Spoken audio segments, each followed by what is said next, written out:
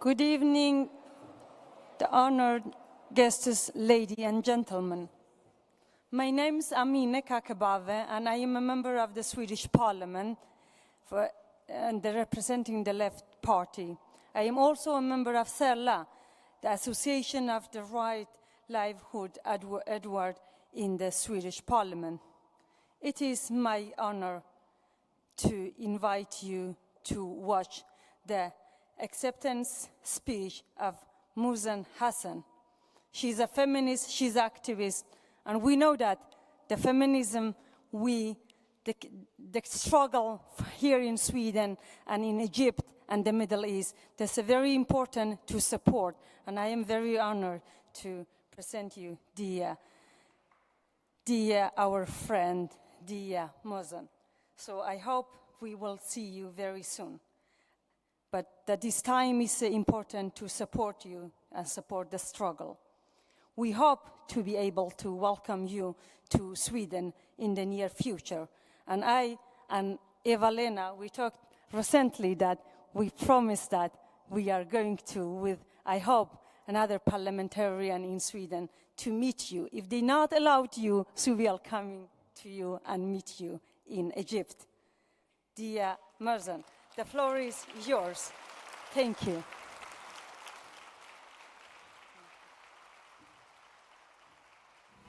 Let me express my pleasure and honor to accept the Right Livelihood Award.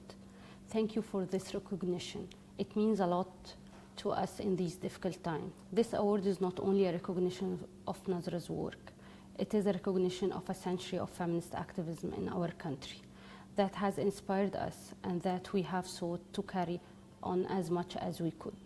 Since the beginning of the past century, Egyptian feminists have entered difficult battles and have struggles for women's issues to be taken seriously, from fighting for women's education, protesting for national causes, asking for women's political rights, to taking actions as radical as occupying the parliament.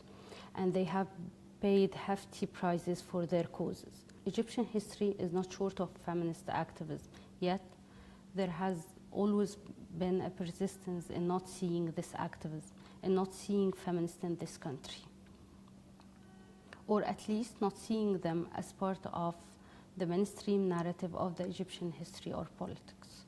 What this award means to me today is that in some way the world is being able to see Egyptian feminists not as women on the side margins, but as essential actors, being able to see that there is an Egyptian feminist movement, one that we didn't start and that we don't contribute in sustaining alone.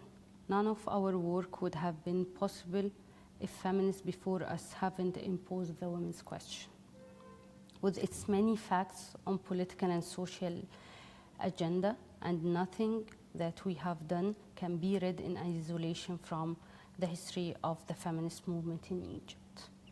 Perhaps it has not been highlighted enough elsewhere, but this movement has made us who we are today, and our work is concerned mainly with sustaining and developing this movement with all its diversity.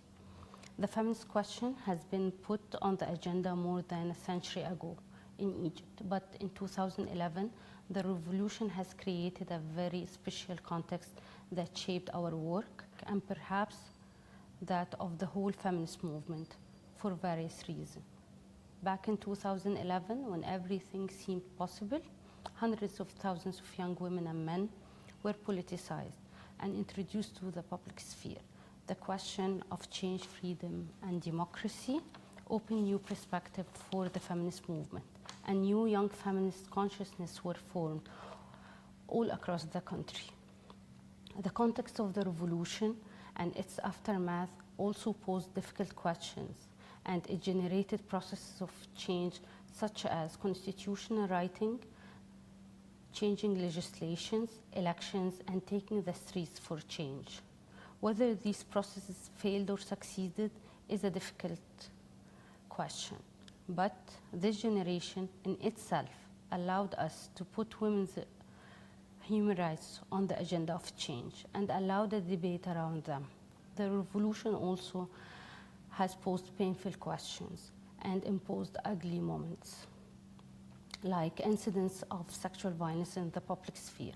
Yet, the context of activism and movement building at this time somehow allowed us to develop and articulated a discourse around sexual violence, and allowed us to work on the issue in a way that perhaps would have never been possible in a different timing. We are conscious that our work has been mostly shaped in this very specific context for hope and frustrations, where new feminist movement is being formed in the aftermath of 2011. I'm saddened that I cannot be with you today to accept this award in person.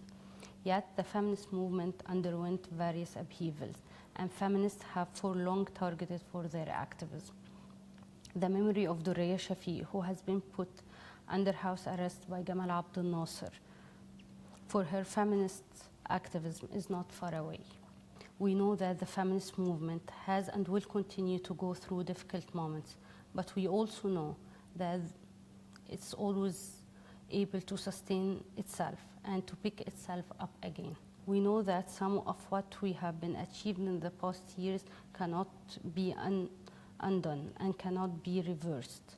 Independent civil society faced great obstacles in Egypt now, but we continue to work as long as we can for the continuity of the Egyptian feminist movement. And because we believe that the continuity of this movement, this couldn't be done without access of resources.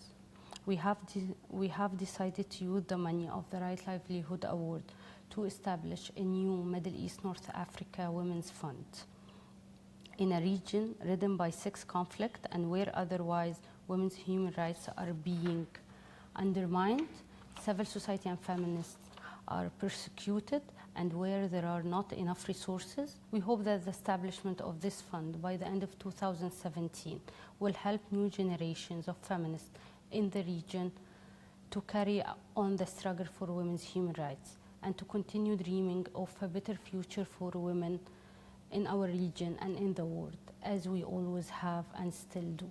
Thank you.